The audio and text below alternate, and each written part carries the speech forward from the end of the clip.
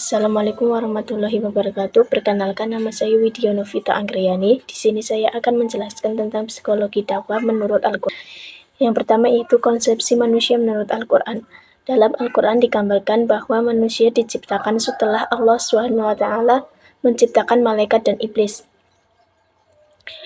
Penjelasan ini disampaikan dalam suatu dialog antara Allah dan malaikat. Dalam hal itu terdapat dalam surat Asy-Syad, yaitu Bismillahirrahmanirrahim. Id qala rabbuka lil malaikati inni khaliqa basyaram min tin fa idza sawiyati fatakhu fihi min ruhi faqalahu sajidin.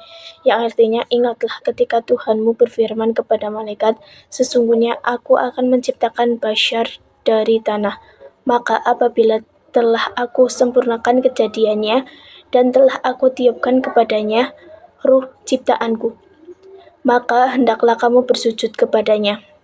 Quran Surat Asy-Syad ayat 71-72. Lebih jelas lagi, Allah menerangkan asal-muasalnya manusia dalam firman-Nya, Bismillahirrahmanirrahim. Wa id qala rabbuka lil malaikati inni khaliqu basyaram min salsalin min hama masnun fa idza sawaituhu fa nafathi fi ruhi faqaw lahu sajidin. Dan ingatlah ketika Tuhanmu berfirman kepada malaikat, sesungguhnya aku akan menciptakan seseorang manusia dari tanah liat kering yang berasal dari lumpur hitam yang diberi bentuk.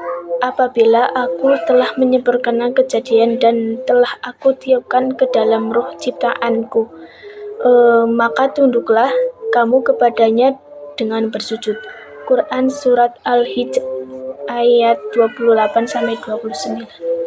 Kedua ayat di atas jelas menunjukkan bahwa manusia itu pada awalnya adalah berupa benda mati, seperti tanah pada umumnya, tetapi kemudian dilengkapi dengan ruh yang membuat manusia itu bisa melakukan sesuatu, seperti mengenal sesuatu di sekitarnya, ataupun lingkungan di sekitarnya, ataupun penjelasan yang kedua yaitu potensi psikologi manusia.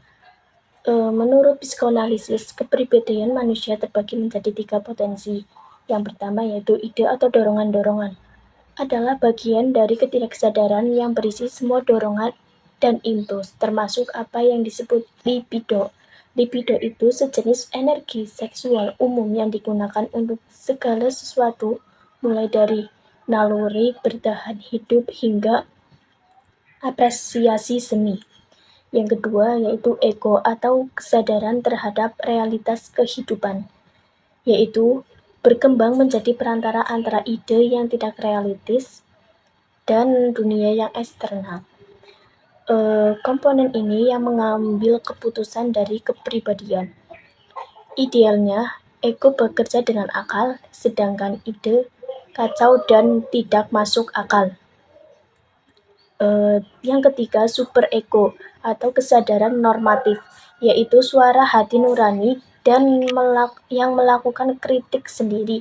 Tetapi super ego ini berisi sejumlah besar kode atau larangan yang dikeluarkan sebagian besar secara tidak. Penjelasan yang ketiga yaitu tentang kepribadian manusia dalam Al-Quran.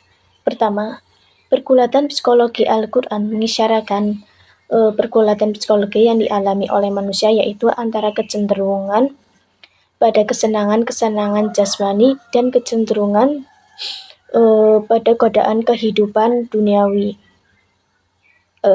Jadi sangat alamiah bahwa pembawaan manusia tersebut terkandung adanya pergulatan antara kebaikan dan keburukan, antara keutamaan dan kehinaan, dan lain sebagainya.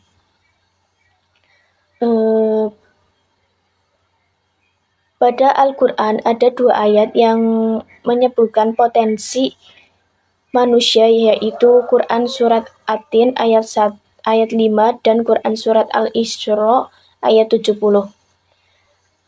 Kedua, pola-pola kepribadian manusia menurut Al-Quran. Dalam Al-Quran, Allah SWT telah menerangkan beberapa kepribadian manusia yang memiliki keistimewaan dibandingkan model model kepribadian lainnya. Terdapat di Quran Surat Al-Baqarah ayat 1-20. Berikut sifat-sifat berdasarkan ayat tersebut. Yang satu, kepribadian orang yang beriman, yaitu akan bersikap moderat dalam segala aspek kehidupan di masyarakat ataupun dimanapun. Yang kedua, rendah hati di hadapan Allah dan juga terhadap sesama manusia. Yang ketiga, selalu sabar dalam segala hal yang terjadi dan selalu bersikap jujur terhadap orang lain. Yang kedua, kepribadian orang kafir, yaitu orang kafir itu sikapnya yang selalu putus asa, tidak menikmati kedamaian dan ketentraman dalam hidupnya.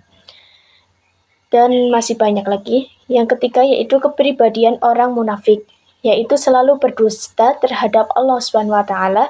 Mereka lupa terhadap Tuhannya sendiri. Mungkin itulah penjelasan dari saya. Wassalamualaikum warahmatullahi wabarakatuh.